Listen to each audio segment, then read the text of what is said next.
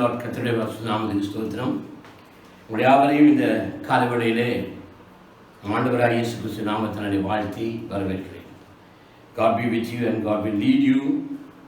இந்த சூழ்நிலைகள் எல்லாம் எப்படி இருந்தாலும் தேவன் உங்களை கரம் பிடித்து வழிநடத்தி வருவதாக இருக்கிறதுக்காக தேவனுக்கு நன்றி மகிமையை தெரிவிக்கிறேன். அல்லேலூயா.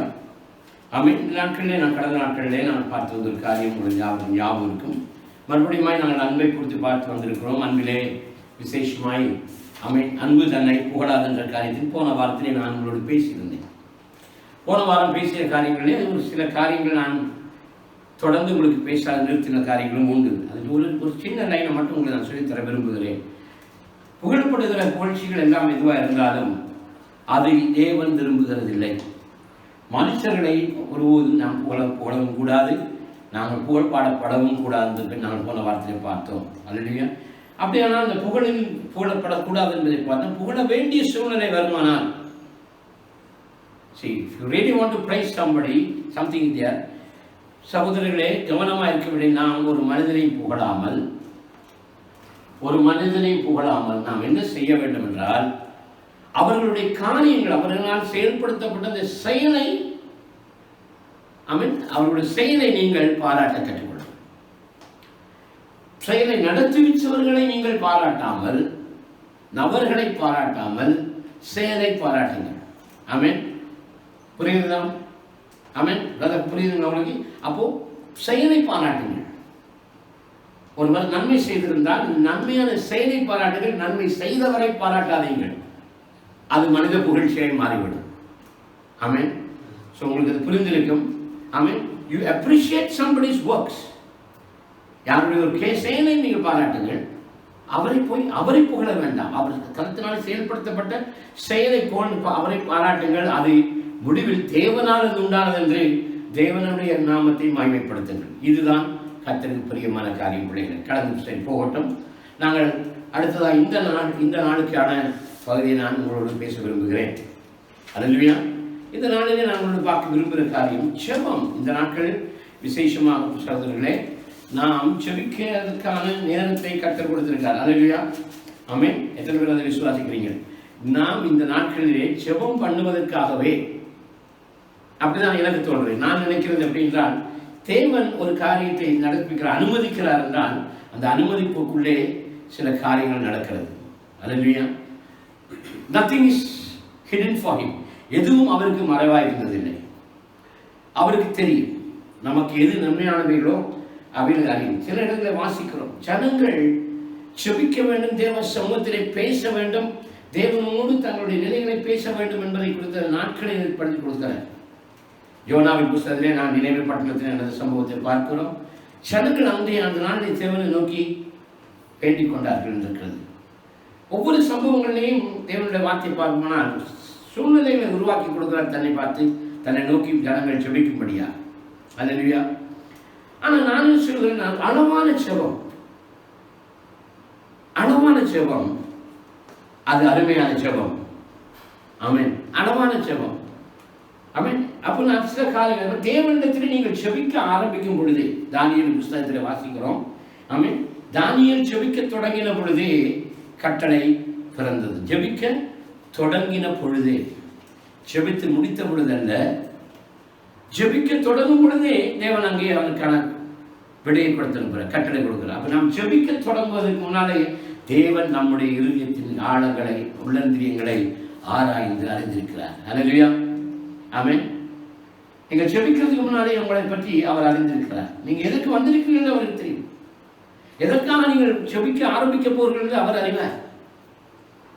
இதை குறித்து சற்று நான் தியானம் பண்ணி பார்த்தேன். எப்படி தேவன் எப்படி அறிகிறார் என்பதை கொஞ்சம் வேதத்தில் தேடி வாசிப்போம் என்று பார்க்கும் பொழுது, நாம் தேவ சமூகத்துக்கு போகும் பொழுது அவர் அறிந்திருக்கிறார். பாருங்க, நான் ஒரு விஷயத்தை சொல்ல விரும்புகிறேன். கானா ஊர் கல்யாண வீடை பற்றி கொஞ்சம் பார்க்க விரும்புகிறேன்.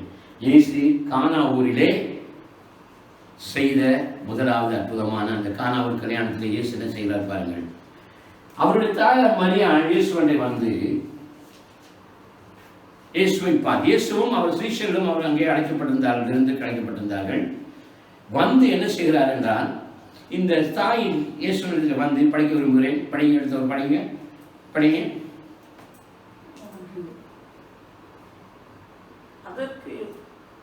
படிங்க. கானாவூரிலே எத்தனை வழங்கு கானாவூரிலே என்ன சொல்லுகிறாருன்னா, வந்து தனக்கு இயேசுட வந்து சொல்லுகிறார், அவர்களுக்கு திராட்சரசம் குறைவுபட்டது. திராட்சரசம் குறைவுபட்ட போது, சத்தமா, திராட்சரசம் குறைவுபட்ட போது இயேசுவின் தாய் அவரை நோக்கி, அவளுக்கு திராட்சரசம் இல்லை என்றால். அவ்வளவுதான். அவளுக்கு திராட்சரசம் இல்லை என்று சொன்னால், அதுக்கு மேலாக இயேசு போய் நீர் ஏதாவது ஒன்று செய்யும், ஒரு அற்புதத்தை செய்யும், ஒரு காரியத்தை நிகழ்த்தும் என்று இயேசு சொல்லவே இல்லை. ஆனால் இயேசு அடுத்த வசனத்துக்கு போகிறார். இயேசு அங்கே அவருடைய தாய் வேலைக்காரரை நோக்கி, அவன் படிங்க. அதற்கு இயேசு, ஸ்ரீயை எனக்கும் உனக்கும் என்ன, என் வேலை இன்னும் வரவில்லை என்றார். இவ்வளவுதான். இயேசு தாய் சொல்லிவிட்டு போன உடனே இயேசு தாயாரை நோக்கி பார்த்து, ஆனால் தாயார் போய் என்ன சொன்னான் தெரியுமா? வேலைக்காரரை பார்த்து அவர் சொல்லுகிறபடி செய்யுங்கள் என்று போகிறான். அப்ப அவர் சொல்லுகிறபடி செய்யணும். தாயினுடைய விசுவாசத்தை, இயேசுவின் மேல் தனது தாயார் வைத்த விசுவாசத்தை அங்கே இயேசு கண்டார். You don't have to request God and go down and sit down and pray over things and repeatedly tell him. திரும்ப திரும்ப திரும்ப திரும்ப நாம் பேச வேண்டிய அவசியம் கிடையாது. ஒரு வார்த்தை சொன்னால் போதும். ஒரே ஒரு வார்த்தை நீ சொன்னீங்கன்னா போதும். அது தேவன் அறிவார். என்ன நோக்கத்தோடு, வித் வாட் இன்டென்ஷன், எந்த விதமான நோக்கத்தோடு நீங்கள் அந்த வார்த்தையை சொல்லி ஜெபிக்கிறீர்கள் என்பதை தேவன் அறிவார். நீங்கள் உங்களுடைய ஜெபத்தினுடைய நோக்கத்தை அவருக்கு விரிவுபடுத்தி காட்ட வேண்டிய அவசியமே கிடையாது. அவர் அறிந்திருக்கிறார் எல்லாவற்றையும். உடனடியாக இயேசு சொல்கிறார், ஜாடியிலே தண்ணீரை நிரப்புங்கள் என்று. அவர்களுக்கு முன்னிலும் பார்க்க மிக விலையுறந்த திராட்சரசத்தை அங்கே இயேசு அதை மாற்றி கொடுத்து விட்டு போகிறார். அல்லேலூயா. அப்படியே தான் இன்னொரு காரியத்தை உங்களுக்கு சொல்ல விரும்புகிறேன். நூற்றுக்கு அதிபதியானவனுடைய காரியத்தை பாருங்கள். நூற்றுக்கு அதிபதியானவன் என்ன செய்கிறான் பாருங்கள். நூற்றுக்கு அதிபதியானவன் என்ன செய்கிறான்? மத்திய 8ஆம் அதிகாரம் 5-6 வசனங்களை வாசிக்க விரும்புகிறேன். 5, 6. மத்திய 8, 5, 6. ஆமென். இருக்கட்டும். 5, 6 எடுத்து வாசிங்க. மத்திய 5, 8. 8ஆம் அதிகாரம் 5ஆம் வசனம் 6ஆம் வசனம். இயேசு கப்பர்நகூமில் பிரவேசித்த போது, ஆமென், நூற்றுக்கு அதிபதி ஒருவன் அவரிடத்தில் வந்து ஆண்டவரே, என் வேலைக்காரன் வீட்டிலே திமிர்வாதமாய் கிடந்து கொடிய வேதனைப்படுகிறான் என்று அவரை வேண்டிக் கொண்டார்.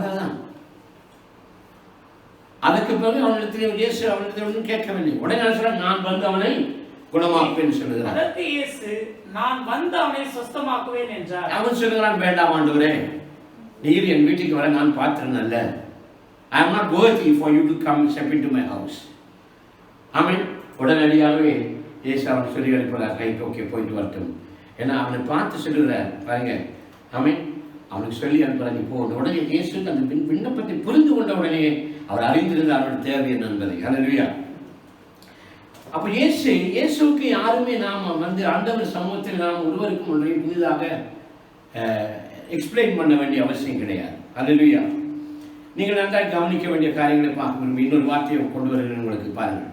ஆமென். அப்போ ஜெபம் பண்ணுகிறதுக்கு எப்படி ஜெபம் பண்ணணும்னா, நீங்கள் கருத்தாக ஜெபிக்க வேண்டும். நாங்கள் எலியாவின் புத்தகத்தில் எலியாவை பற்றி வாசிக்கிறோம்.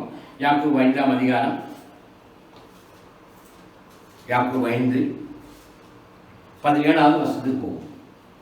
எலியா என்பவன் நம்மை போல பாடுள்ள மனுஷனாக இருந்தும் மழை பெய்யாதபடிக்கு கருத்தாய் ஜெபம் பண்ணினான். இவ்வளவுதான் பார்ப்போம். இந்த கருத்தாய் என்று சொல்லுகிறது அர்த்தம் என்ன? diligently he prayed. He prayed diligently. diligently என்ன அர்த்தம்? கருத்தாக, ஊக்கமாக. எத்தனை காரியங்களை ஜெபிச்சிருப்பானீங்களே. ஆகாவுடைய சத்தம் பெரிதா இருக்கிற ஆண்டவரே, ஆகாப் என்ன திறத்தி கொண்டு போகிறான், ஜெசபெல் சொல்லிட்டார் கழுத்தை வெட்டுவேன்னு சொல்லிட்டான், நான் என்ன பண்ணுவேன் ஆண்டவரே, இதுக்கு ஏதாவது செய்யுங்க ஆண்டவரே, அப்படியெல்லாம் ஜெபிக்கிறோம். கருத்தாக ஜெபம் பண்ணலாம். எதற்காக ஜெபிக்கிறான்? அடுத்த வரையில் போனோம்னா என்ன செய்யலாம்? 3 வருஷம் 6 மாதமும் பூமி 6 மாதமும் பூமியின் மேல் மழை பெய்யக்கூடாது. கருத்து என்ன? எதை ஜெபம் பண்றாங்க? மழை பெய்யக்கூடாது என்ற ஒரே கருத்தை எலியா ஊக்கமாக ஜெபிக்கின்றான். அல்லேலூயா. புரியுதுங்களா? எலியா ஊக்கமாக ஜெபிக்கின்றான். கவனிங்க. ஆமென். ஊக்கமாக எலியா ஜெபம் பண்றதை பார்க்கணும். அப்படியே அப்போ ஊக்கமாக ஜெபிக்கிற அந்த ஜெபம் தேசம் வார்த்தை பாருங்கள். எடுத்து வாசி. நம்ம பிரசங்கின் புஸ்தகம் 5ஆம் அதிகாரத்தை கொஞ்சம் பாருங்க. பிரசங்கின் புஸ்தகம் 5ஆம் அதிகாரம் 2வது வசனத்தை பாருங்கள்.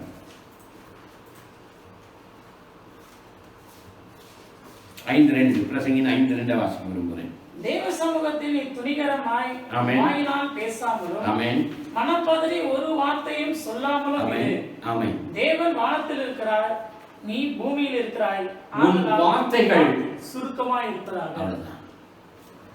உன் ஜெபம் let it be a comprehensive prayer. சுருக்கமான வார்த்தையினாலே தேவனிடத்தை ஜெபம் பண்ண கற்றுக்கொள்ளுங்கள். ஏனென்றால் இயேசு சொல்கிறார், இவரிடத்தை வாசிக்க விரும்புகிறேன், அநேக வசனிப்பினாலே அநேக வசனம் மத்திய சுவிசேஷம் 6ஆம் அதிகாரம் 7-8 வசனத்தை வாசிப்பான இயேசு தாமே சொல்லுகிற வார்த்தையை கவனிங்கள். மத்தேயு அன்றையும் நீங்கள் மத்தேயு எடுத்துக்கொள்ளுங்க, எடுத்து பார்க்கணுங்க. அன்றையும் மத்தேயு 6ஆம் அதிகாரம் 7-8 6-7 அன்றையும் நீங்கள் ஜெபம் பண்ணும்போது அஞ்ஞானிகளைப் போல, எப்படிப்பட்டவன்? ஞானமற்றவன். அஞ்ஞானி என்ற அர்த்தம் என்ன? ஞானம் இல்லாத பிள்ளைகளைப் போல வீண் வார்த்தைகளாலே அலப்பாதீங்கள். இன்றைக்கு நம்ம ஜெபிக்க சொன்னோம்னா, ஜெபிக்க விட்டோம்னா, ஆதி ஆரம்பத்திலிருந்து என் சகோதரர்களே வெளிப்படுத்தின விஷயம் வரை எனக்கு நிறைய வசனம் தெரியும். 4 பேர் பக்கத்தில் இருக்கணும், பார்க்கணும். சுத்தி இருக்கிற ஜனங்கள் காணும்படியா 40 வசனங்கள் சொல்கிறது. என் சகோதரி, நான் சொல்ல விரும்புகிற காரியம் அப்படி அல்ல. 2 வசனங்கள் இதுக்கு என்ன பிரச்சனை தெரியுமா? 40 வசனம் தெரிகிறது சகோதரனே, ஆனால் 40 வசனத்தையும் சொல்லி பார்த்துக்கிறார்கள். If you are right in the track of God, கர்த்தருடைய சித்தத்தின்படி கர்த்தருடைய பாதையில் நடக்கிறவர்களாக இருந்தால் 2 வசனம், 2 சரியான வசனங்களை எடுத்து நீர் இப்படி சொன்னீரே கர்த்தாவே, நீர் இப்படி சொன்னீரே கர்த்தாவே, 2 வசனம் சொன்னால் போதும். தேவன் அதை அறிவார் உங்களுக்கு என்ன தேவை என்பதை. சுகமாக்கும் தலைப்பை மட்டும் பேசுங்கள் பிள்ளைகளே, தலைப்பை மட்டும் பண்ணு. உங்களுக்கு என்ன வேணும்? உடல் ரீதியாக உங்களுக்கு சுகீனமா? சுகம் வேண்டும் கர்த்தாவே சொல்லுங்க. சுகத்துக்கு ஒரு வசனம் சங்கீதம் 107:28 வாசிப்போனால், அவர் தம் வசனத்தை அனுப்பி அவர்களை குணமாக்கி அழிவுக்கு அவர்களை தப்புவிக்கிறார். இந்த ஒரு வசனம். Just take this one verse. He sent his word and healed the sick and delivered them from destruction. You speak that word alone. தகப்பனே, நீர் சொன்னீர் உமது வசனத்தை அனுப்புவேன் என்று. நீர் அவர்களை குணமாக்குவேன் என்று சொன்னீர். நீர் அவர்களை அழிவுக்கு தப்புவிப்பேன் என்று சொன்னீர். ஆகவே நான் உங்களிடத்திலே இந்த காரியத்தை கொண்டாடுகிறேன். ஆமென். That's all. ஆமென். இல்லையா? பொருளாதார பிரச்சனை, பண பிரச்சனை, ஐஸ்வர்யம், பொருள், நிலையான பொருளும் உம்மிடத்தில் உண்டு என்று சொன்னீர். உங்கள் வாஞ்சியா இருக்கிறவன், உண்மையா இருக்கிறவனுக்கு நீர் அதை கொடுக்கிறீர் என்று சொல்லி இருக்கிறீரே. நீர் கொடுக்கிறீன்னு சொல்லி இருக்கிறீர்கள், அதுக்காக தான் உங்களிடத்தில் வந்திருக்கிறேன். ஆமென். இவ்வளவுதான் தேவை. அல்லேலூயா. ஆமென். புரியுதுங்களா? அப்ப என்ன சொல்லணும்னா, அந்த தேவையான சப்ஜெக்டை மட்டும் எடுத்துக்கொள்ளுங்க. உங்களுக்கு உடம்பு சரியா, சுகீனமா, அதை குறித்து பேசுங்க. பண பிரச்சனையா, பொருளாதார பிரச்சனையா, அதை குறித்து பேசுங்க. ஆமென். வீட்டில் சமாதானம் இல்லை என்ற தேவனாய கர்த்தாவே, சேனைகளின் ராஜாவே, நீங்கள் சமாதானத்தை உங்களுக்கு விட்டு போக, உங்களுக்கு என் சமாதானத்தை தரேன்னு சொல்லி போனீங்களே, உங்களுடைய சமாதானத்தை எனக்கு தாரும். என் குடும்பத்துக்கு உங்கள் சமாதானத்தை தாரும். உங்களுடைய சமூகம் என்னோட இருந்து என் சமாதானத்தை தரட்டும். இவ்வளவுதான் ஜெபம். நான் ஒரு சுருக்கமாக ஒரு காரியத்தை சொல்லி தர வேண்டும். அது ஆங்கிலத்தில் சொல்றது ஈஸியா, சுலபமாக இருக்கும். ACTS. ஆமென். ACTS. ACTS நான் உங்களுக்கு சொல்லி தர ஞாபகம் வச்சுக்கணும். A என்பது adoration, C என்பது confession, T என்பது மூன்றாவது, T என்பது thanksgiving, 4வது S என்பது supplication, விண்ணப்பம். கடைசி எத்தனை விண்ணப்பம்? முதலாவது நீங்கள் ஜெபிக்க வேண்டிய 4 பாயிண்ட்ல, முதலாவது தேவனை ஸ்தோத்திரம் பண்ணி மகிமைப்படுத்தும். பரமண்டலங்கள் இருக்கின்ற பிதாவே, உங்கள் நாமம் மகிமைப்படுவதாக என்ற வார்த்தையை சொல்லுகிறீர்கள். 2வது, அவரிடத்திலே நாம் தப்பிதங்களை செய்திருப்போமானால் நம்முடைய தவறுகளை அவரிடத்தில் சொல்லி மன்னிப்பு கேட்கிறோம். 2வது. 3வதாக, இந்த மன்னிப்பின் மன்றாட்டை தேவன் கேட்டு அவருடைய கிருபையின் சிங்காசனத்திலிருந்து நம்மை அவர் மன்னித்தார் என்ற விசுவாசத்தினாலே அதுக்கு நன்றி சொல்லுங்கள். மூன்றாவது. நான்காவதாக உங்களுடைய பாயிண்ட் இருக்கு பாருங்க, என்ன தேவைக்காக ஜெபிக்கலாம். அந்த ஒரே லைனில் உள்ள பிரச்சனையை மட்டும், எனக்கு சுகம் வேண்டும், எனக்கு சமாதானம் வேண்டும், என் குடும்பத்திலே ஆறுதல் வேண்டும், இந்த கொரோனா காலத்திலே தேசம் ரட்சிக்கப்படும், தேசம் பாதுகாக்கப்பட வேண்டும். இவ்வளவுதான். என்னையும் என்னை சுற்றி இந்த உலகத்தில் இருக்க எல்லா ஆண்டவருடைய பிள்ளைகளாகிய எல்லா ஜனங்களையும் நீ பாதுகாத்துக் கொள்ளும். வாதையும் கூடாரத்தை அணுகாது, பொல்லாப்பு உனக்கு நேரிடாது நீர் சொன்னீரே. ஆமென். எத்தனை பேர் புரியுது? நீர் சொன்னீர், வாதையும் கூடாரத்தை அணுகாது, பொல்லாப்பு உனக்கு நேரிடாது நீர் சொன்னீரே. இந்த ஒரு வார்த்தை சொன்னால் போதும். நான் சொல்கிறேன், மறுபடியும் சொல்கிறேன் சகோதரர்களே, உங்களையும் உங்களுடைய சுற்றிலும் இருக்கிற தேசத்துக்கு யாரையும் வாதை அணுகாதவரை தேவன் காத்துக் கொள்வார். நாம் தொடர்ந்து சந்திப்போம். கர்த்தர் நாமம் மகிமைப்படுவதாக. God bless you. Be happy. Let this work go on. கர்த்தரோடு உங்களுக்கு கூட